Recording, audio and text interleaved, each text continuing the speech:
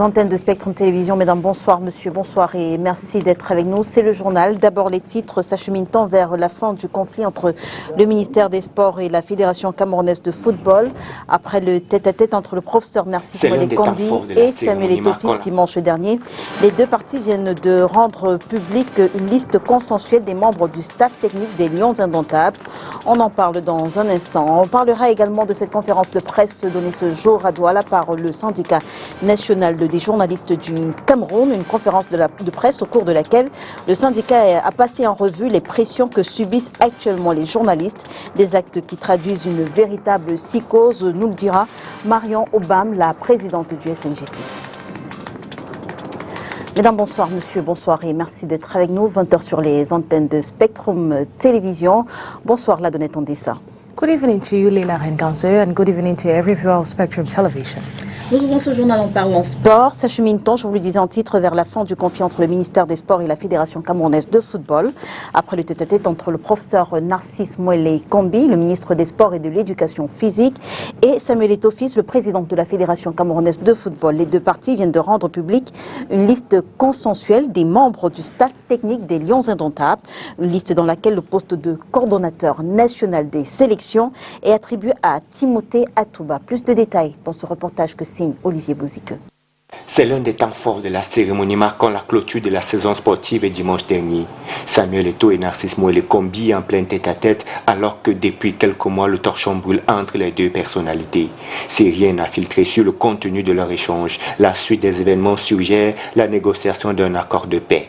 L'enjeu étant l'instauration d'un climat harmonieux entre la FECAFOOT et le ministère des Sports dans le cadre de la gestion des équipes nationales, malgré le désamour de longue date entre les deux dirigeants.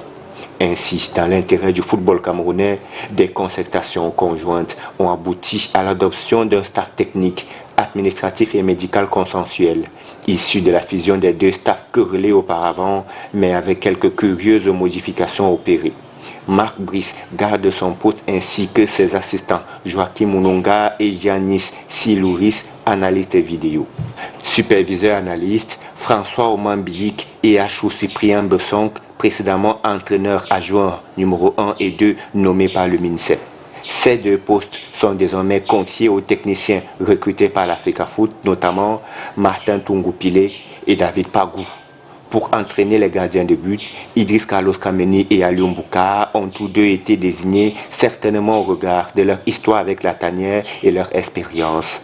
Le docteur Patrick Joël Foto sera le médecin de l'équipe au détriment du professeur William Gatchou, nommé par le staff du MINSEP.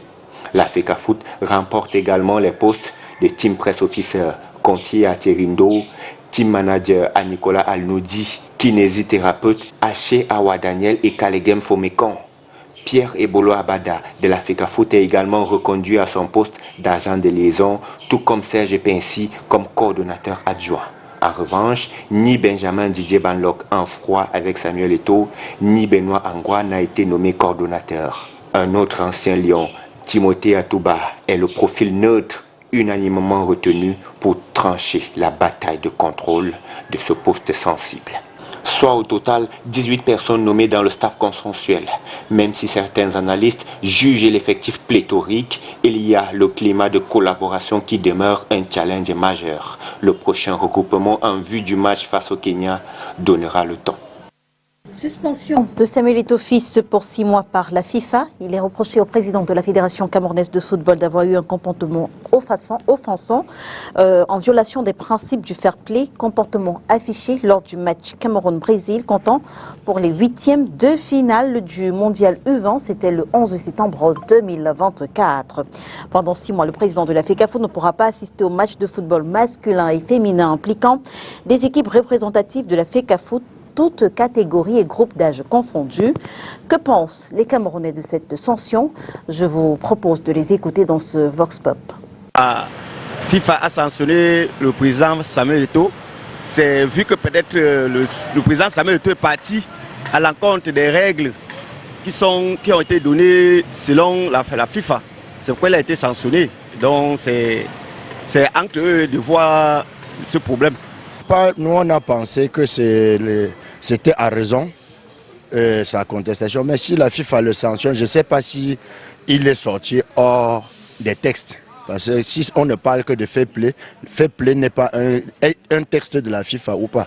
Parce que Samuel Eto'o, il conteste en tant que responsable d'une fédération.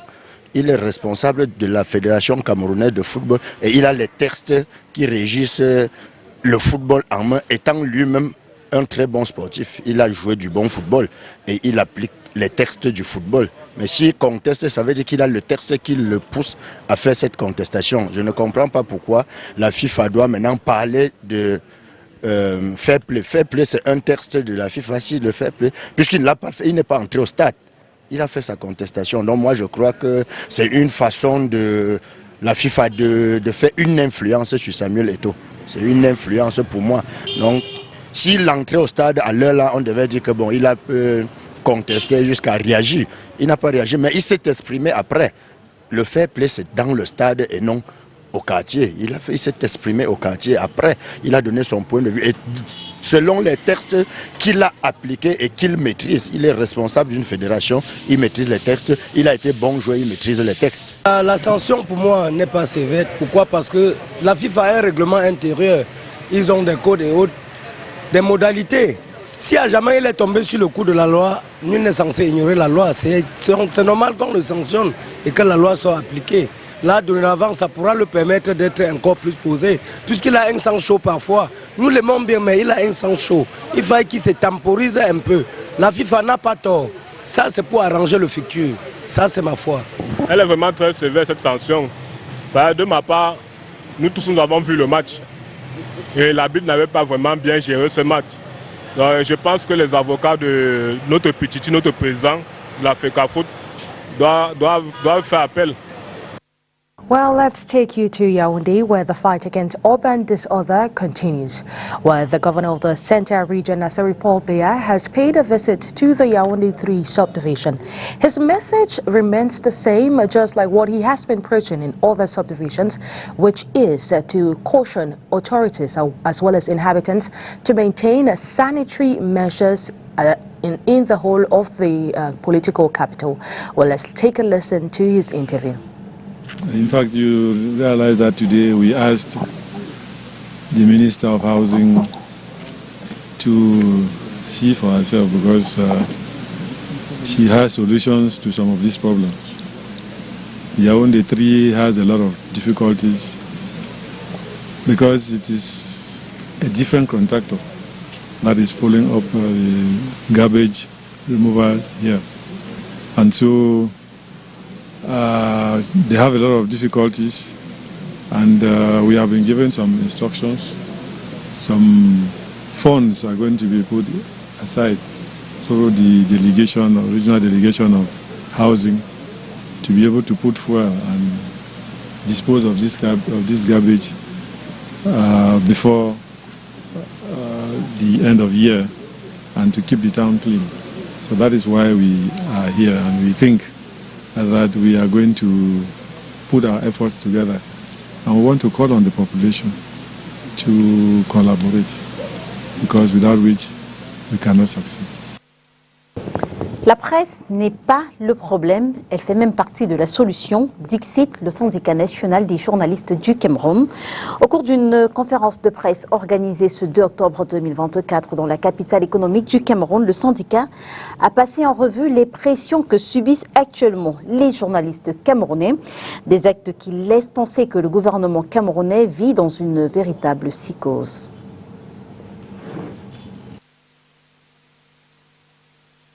Le syndicat national des journalistes du Cameroun appelle ses membres à boycotter les événements du gouvernement camerounais si rien n'est fait pour mettre sur pied un cadre propice à l'épanouissement de la presse et de la liberté de la presse au Cameroun. L'heure est très grave pour la presse au Cameroun et la déclaration que je m'apprête à lire fait état de la situation des hommes et des femmes de médias et ainsi que de la presse au Cameroun qui est globalement aujourd'hui sous le coup d'une restriction de l'espace de liberté de presse, de liberté d'expression. Et c'est quelque chose que le syndicat national des journalistes du Cameroun a décidé de dénoncer. Au cours d'une conférence de presse organisée ce 2 octobre 2024 à Douala, le syndicat a passé en revue toutes ces actions posées par les autorités camerounaises qui constituent une véritable entrave à un exercice sain de la profession de journaliste au Cameroun. Entre les pressions subies par les présentateurs des débats du dimanche, pressions exercées par le Conseil national de la communication et les convocations par les renseignements généraux de certains hommes de médias, rien, pas même le contexte préélectoral, ne saurait expliquer ces traitements et cette psychose, renseigne le SNJC. Une chape de plomb s'abat ainsi sur les médias et les hommes et femmes qui travaillent dans ces médias. Le syndicat national des journalistes du Cameroun observe et dénonce avec vigueur cet acharnement sur la presse et ses acteurs. Le SNJC déclare que rien, même pas le prétexte de la période préélectorale, ne peut justifier ce comportement qui, non seulement ternit l'image de notre pays, mais nous fait dégringoler dans les rankings des organisations internationales en ce qui concerne la liberté de la presse et l'accès à l'information. Nous dénonçons cette répression répétitive des médias sans réel impact dans l'amélioration des contenus diffusés, encore moins dans le respect de l'éthique et de la déontologie. La presse n'est pas un problème, elle fait partie de la solution. Le syndicat national des journalistes du Cameroun appelle par ailleurs les journalistes à continuer leur travail au service d'une nation démocratique et prospère.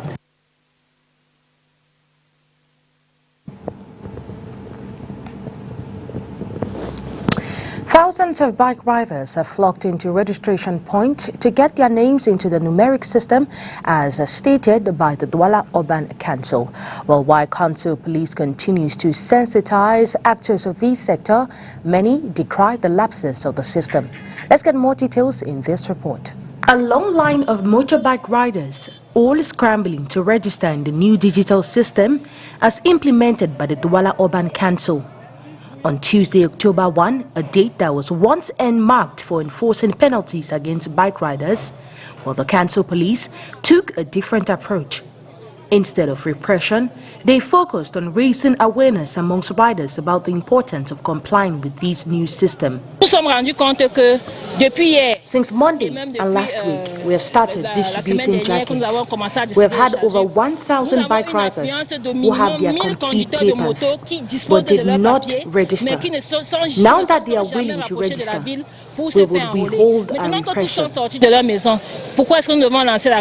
Registration points have been established in Akwa, Bali and Deido. Once registered, motorbike riders will receive a unique identification code printed on a jacket, helping to formalize their business operations. Only those who are registered will be allowed to move freely within the city. A message from our partners, the yellow jacket, and also the willingness to register.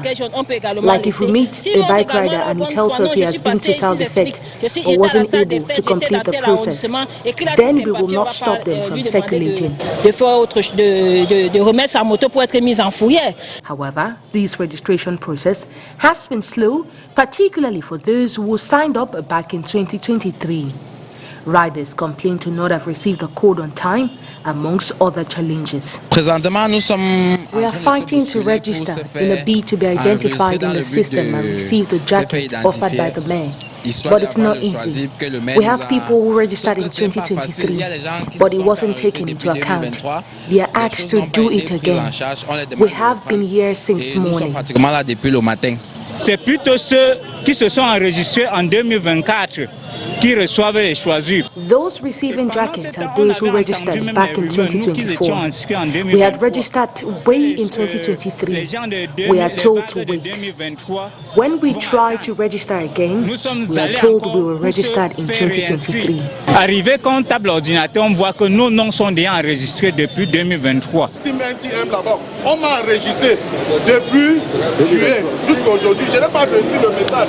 C'est pour cela que moi aussi, je veux aussi être en règle comme tout le monde. Je me suis maintenant, je me suis déplacé là-bas pour venir à la salle des fêtes aujourd'hui, encore pour m'enregistrer encore de nouveau parce que je n'ai pas eu la... Only bike riders with complete documents are eligible for registration. Those who have fulfilled all necessary requirements are reminded to respect designated circulation zones and to avoid areas where bike access is prohibited. News out of the country. Iran fired dozens of missiles at Israel, sending millions of Israelis to bomb shelters. Well, the attack came as Israel launched a ground incursion into Lebanon to attack the Iran-backed militant group Hezbollah. Well, let's get more details with our foreign partners, the Voice of America. Israel's anti-missile system shot down most of an Iranian missile barrage fired Tuesday, and there were no reports of injuries. Iran said the attack was in retaliation for the killings of the leaders of two proxy militant groups. Israel killed Hezbollah leader Hassan Nasrallah last week, and Hamas leader Ismail Haniyeh was killed in July. Israel has not claimed responsibility for that killing. Israel's ground operation targeted the Hezbollah militant group and is limited in scope, says military spokesman Daniel Hagari. Our soldiers entered Hezbollah's underground infrastructures, exposed Hezbollah's hidden weapon caches, and seized and destroyed the weapons, including advanced Iranian-made weapons. Overall, IDF soldiers exposed and dismantled over 700 Hezbollah terror assets during these operations. And there's a lot more work to do. Hezbollah responded with rockets fired at northern and central Israel. Israeli forces warned residents of southern Lebanon to leave their homes for their own safety. Our war is not with the people of Lebanon. It's with Hezbollah. This is a clear message to the international community. Israeli analysts say Israel has struck a serious blow to the Iranian proxy group over the past few weeks, including the assassination of leader Hassan Nasrallah and several other senior Hezbollah officials. The amount of operational accomplishments that Israel has fortunately been able to do and to perform is immense, and I think that this exemplifies not only the capabilities but also the seriousness in which Israel has been preparing towards Lebanon. For sure, this has been a blow, a surprise for them in many ways, to them, to the Iranians, and others. But others caution that Hezbollah is still a formidable enemy. I would say that the biggest focus for me as a person looking at this, as somebody from the outside inside, is the arsenal and the weapons themselves, but the capabilities that Hezbollah built adjacent along Israel's northern border. Israel says it does not intend to stay in Lebanon long term. Israeli officials say they just want a way for the 63,000 Israeli residents who were forced to leave their homes almost a year ago to return. Linda Gradstein, VOA News, Jerusalem.